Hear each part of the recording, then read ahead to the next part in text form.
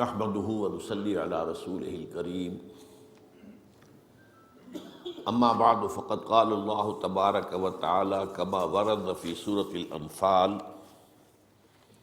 اعوذ بالله من الشيطان الرجيم بسم الله الرحمن الرحيم واذكروا اذ انتم قليلا مستضعفون في الارض تخافون ان يتخطفكم الناس فآواكم وأيدكم بنصره ورزقكم من الطيبات لعلكم تشكرون وقال عز وجل كما ورد في سورة النحل وضرب الله مثلا قرية كانت آمنة مطمئنة يأتيها رزقها رغدا من كل مكان فكفرت بأنعم الله فأذاقها الله لباس الجوع والخوف بما كانوا يصنعون صدق اللہ العظیم رب اشرح لي صدری ویسر لي امری واحلل عقدۃ من لسانی یفقہوا قولی اللہم ربنا الہمنا رشدنا واعذنا من شرور انفسنا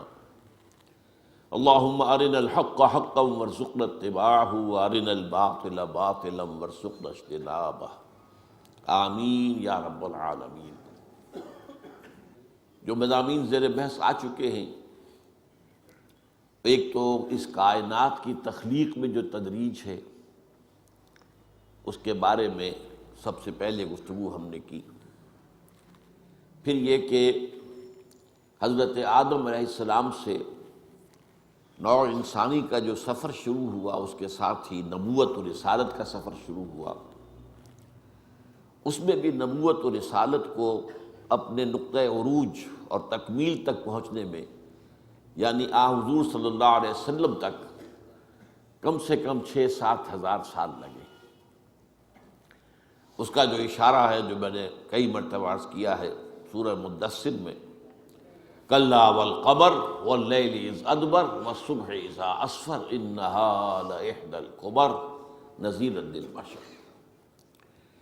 اس کے بعد اگرچہ امت مسلمہ پر تو عروج اور زوال کے 2 دور آئے۔ پہلا عروج عربوں کی زیر قیادت تھا، پھر زوال آیا۔ 1258 میں آخری خلیفہ جو ہیں بنو عباس کے، ان کو تاتاریوں نے ان کے محل سے کھینچ کر نکالا، ایک جانور کی کھال میں لپیٹا اور گھوڑوں کے صوبوں سے کچل دیا۔ اس امت میں عربوں کے قیادت کا دور ختم ہو گیا۔ اس کے بعد کچھ عرصہ بہت زوال کی کیفیت رہی، پھر دوسرا عروج آیا۔ اب یہ عروج ترکوں کے تحت تھا، ترکوں کی قیادت میں 4 عظیم مملکتیں، ایک مملکت تو نہیں بن سکی، پھر وہ خلافت راشدہ والی شان تو نہیں آئی دوبارہ، لیکن ترکان تیموری ہندوستان میں، ترکان صفوی ایران میں، ترکان سلجوقی مڈل ایسٹ میں، ترکان عثمانی یہ ایشیا مائنر سے شروع ہو کر ایشیا کوچک جو ہے، اور آپ کو معلوم ہے کہ کس قدر عظمت اس سے حاصل ہوئی۔ لیکن اسلام جو ہے وہ مسلسل جو ہے زوال سے دوچار رہا، یہاں تک کہ وہ وقت آ گیا کہ اب اسلام میں سے میں آج اس حدیث کے الفاظ آپ کو سنا رہا ہوں جو لرزہ طاری کر دینے والی حدیث ہے۔ یوشک ان یاتی علی الناس زمان، حضور نے فرمایا اندیشہ ہے کہ لوگوں پر ایک زمانہ ایسا بھی آ جائے گا لا یبقى من الاسلام الا اسمہ، اسلام میں سے سوائے اس کے نام کے کچھ نہیں بچے گا،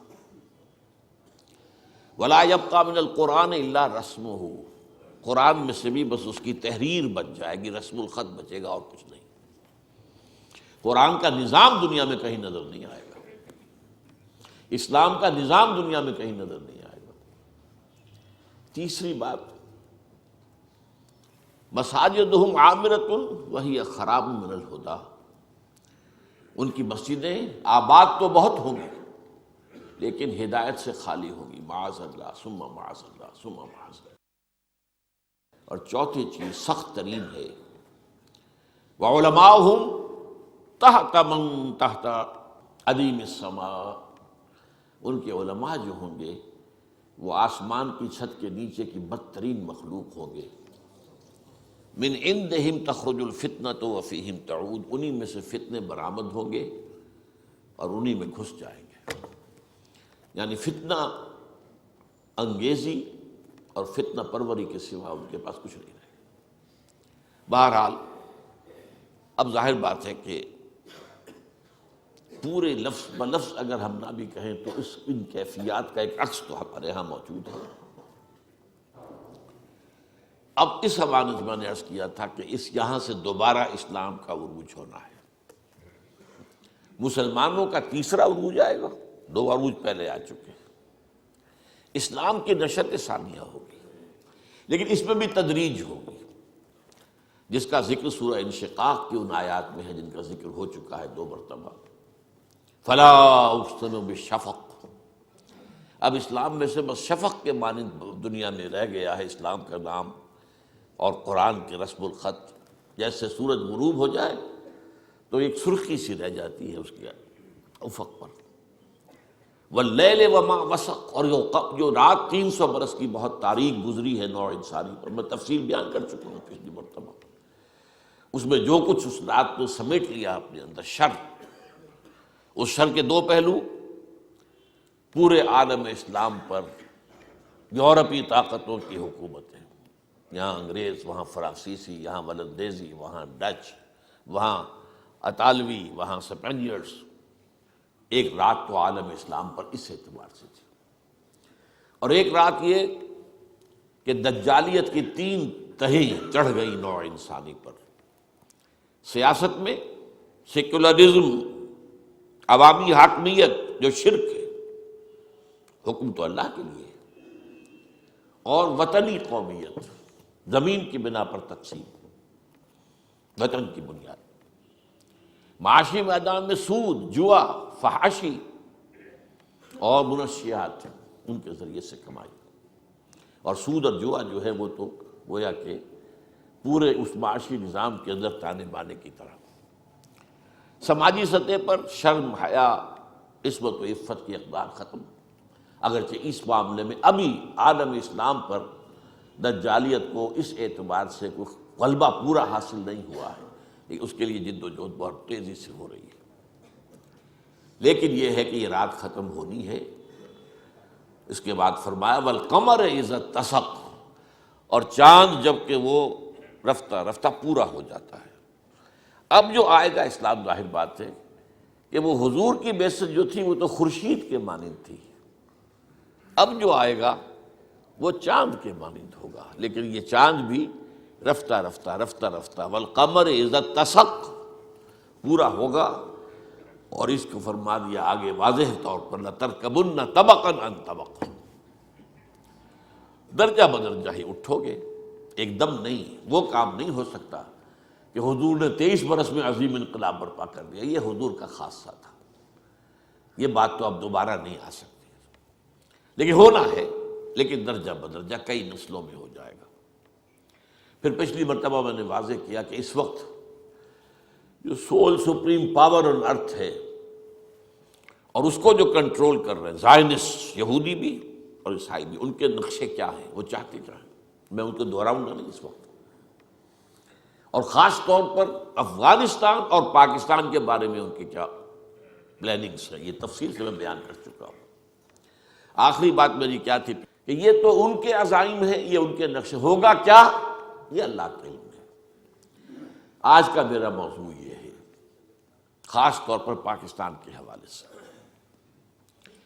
ہوگا کیا؟ اب سمجھ لیجئے کہ مستقبل کے بارے میں ہمارے سامنے 2 چیزیں تو وہ ہیں جو یقینی ہیں، بالکل. قیامت آنی ہے، یقینی ہے، یہ ہمارے ایمان کا حصہ ہے. یہ دنیا ہمیشہ رہنے والی نہیں ہے، یہ ختم ہوگی. یہ پہاڑ جو ہیں بھربھراتے ہوئے ریت بن جائیں گے، یہ پوری زمین کھینچ لی جائے گی. تمام نوع انسانی جو آدم سے لے کر آخری وقت تک پیدا ہوئی ہوگی دنیا میں زندہ کی جائے گی. یہ تو ہونا ہے، قیامت ہے. قرآن مجید میں سب سے زیادہ جس چیز کا ذکر ہے وہ قیامت ہے. اس سے پہلے ایک اور یقینی بات ہے جس کا ذکر صریحاً احادیث میں ہے، اشارتاً قرآن میں بھی ہے، لیکن اس کی بھی تفصیل میں نہیں جاؤں گا اس وقت۔ اور وہ کیا ہے کہ قیامت سے قبل پوری دنیا میں اسلام کا غلبہ ہوگا۔ یہ چاند لازماً پورا ہو جائے گا، 14ویں کے چاند کے مانند ہوگا۔ والقمر اذا اتسق لترکبن طبقا عن طبق، یہ درجہ بدرجہ ترقی کرتے ہوئے تجدیدی مساعی جو ہیں اسلام کی، وہ بالآخر اس مقام تک پہنچیں گی کہ پوری دنیا میں خلافت علی منہاج النبوت کا نظام قائم ہو جائے۔ اب ہوگا کب اور کیسے، اس کے بارے میں بات کر لیں۔ یقین کے ساتھ ہم نہیں کہہ سکتے، لیکن میرے خیال میں اینڈ ٹائمز کے بارے میں جو احادیث کے اندر جو پیشین گوئیاں آئی ہیں، اور دنیا میں آج کل کرسچین ورلڈ میں بھی اور جیوز کے ہاں بھی اینڈ ٹائمز، یہ یقین کے ساتھ کہا جا رہا ہے کہ اب ہم اس کرۂ ارضی پر جو حیات انسانی ہے اس کی آخری دور کو پہنچ گئے ہیں، اسی میں اس وقت سانس لے رہے ہیں۔ اسی لیے اینڈ ٹائمز، آخری زمانہ، یہ تقریباً مسلمان علماء اور دانشوروں کے مابین، عیسائیوں اور یہودیوں کے مابین متفق علیہ۔ یہ جو اینڈ ٹائمز ہے، ان کے ضمن میں بہت سی پیشین گوئیاں ہمارے ہاں جیسا کہ میں نے کہا موجود ہیں، لیکن ظاہر بات ہے کہ اس میں جو خلافت علی منہاج النبوت کا نظام آئے گا وہ پہلے کسی ایک ملک میں قائم ہوگا، بیک وقت تو پوری دنیا میں نہیں ہو سکتا۔ اگر بیک وقت پوری دنیا میں ہو سکتا تو حضور کے دست مبارک سے ہو جاتا۔ جب وہ معجزہ ہو گیا کہ 23 برس میں ہو گیا تو پوری دنیا میں بھی ہو سکتا تھا، لیکن نہیں، اس کو اللہ نے رکھا ہے مستقبل کے لیے۔ ابھی یہ چیز اللہ نے رکھی ہوئی ہے، اس کی مشیت ہے، اس کی اپنی پلاننگ ہے۔ وہ کہاں سے شروع ہوگا؟ اب یہاں سے میری بات آ رہی ہے پاکستان کے بارے میں۔ اس پاکستان کے ساتھ ہمارا جو تعلق ہے اس کو یوں سمجھ لیجئے، ایک تو یہ بھی ہے کہ وطن ہے ہمارا، حب الوطن من الایمان، حضور نے بھی فرمایا ہے، وطن کی محبت بھی ایمان میں شامل ہے۔ ظاہر بات ہے اپنے اعزاء و اقارب کی محبت بھی شامل ہے ایمان میں۔ ہاں یہ محبتیں جو ہیں یہ کہیں حق اور باطل کا معیار نہ بن جائیں، حق کا معاملہ بالا تر رہے، اس کے نیچے نیچے محبت، اپنے رشتہ داروں سے، اپنے اقربا سے، اپنے قبیلے سے، اپنی قوم سے، اپنے ملک سے، حب الوطن من الایمان۔ لیکن ہم وطن پرست نہیں ہیں، وطن پرستی شرک ہے۔ اس پہلو سے اس بات میں ذرا نوٹ کر لیجیے اس بات کو، صورت نہ پرستم من بت خانہ شکستم من، یہ ملک خاص طور پر وطنی قومیت کی نفی مطلق کے اوپر قائم ہوا۔ انڈین نیشنلزم سب کہتے تھے بھائی ہندوستان میں رہنے والے ایک قوم ہے، بس ایک ملک ہونا چاہیے ان کا، بھارت کا، اس کا کانگریس کا یہی موقف تھا نا۔ اور خود ہمارے مسلمانوں میں سے بڑے مؤثر طبقات تھے جو اسی رائے کو رکھتے تھے، جمعیت علماء ہند مولانا حسین مدنی رحمۃ اللہ علیہ جیسی شخصیت، ابوالکلام جیسا نابغہ جینیس انسان، پنجاب میں مجلس احرار اسلام، سرحد میں خدائی خدمتگار، بڑی بڑی طاقتیں تھیں۔ لیکن یہ ہے کہ یہ ملک وجود میں آیا اللہ تعالیٰ کے خصوصی فضل و کرم سے، خصوصی فضل و کرم۔ ان کو بھی میں یہ نہیں کہتا کہ وہ بدنیت تھے، نہیں، نیتیں ان کی درست تھی۔ وہ سمجھتے تھے کہ جب تک ہندو مسلمان متحد نہیں ہو جائیں گے، یکجان نہیں ہو جائیں گے، انگریز نہیں دفع ہوگا یہاں سے، انگریز کو نکالنے کے لیے ضروری ہے۔ جبکہ دوسرا خیال یہ تھا کہ نہیں، اگر یہ ایک وحدت کی حیثیت سے آزاد ہو گیا تو یہاں مسلمانوں کا اور اسلام کا مستقبل جو ہے وہ بہت تاریک ہوگا۔ ہندو تلا ہوا تھا اپنی بھارت ورش کی پوتر زمین کو پاک کرنے کے، یہ نجس ہے، ملیچ، یہ مسلمان جو ہے ملیچ ہے، یہ ناپاک ہے۔ مسلمان کا تو ہاتھ ان کو برتن کو لگ جائے تو برتن ختم ہو گیا، بھرشٹ ہو گیا، کھانا بھرشٹ ہو گیا، ہاتھ لگ گیا۔ اب آپ لوگوں کے علم میں تو نہیں ہوگا، انگریز کے زمانے میں ریلوے اسٹیشنوں پر پانی علیحدہ ہوتا تھا، مسلمان پانی، ہندو پانی، ایک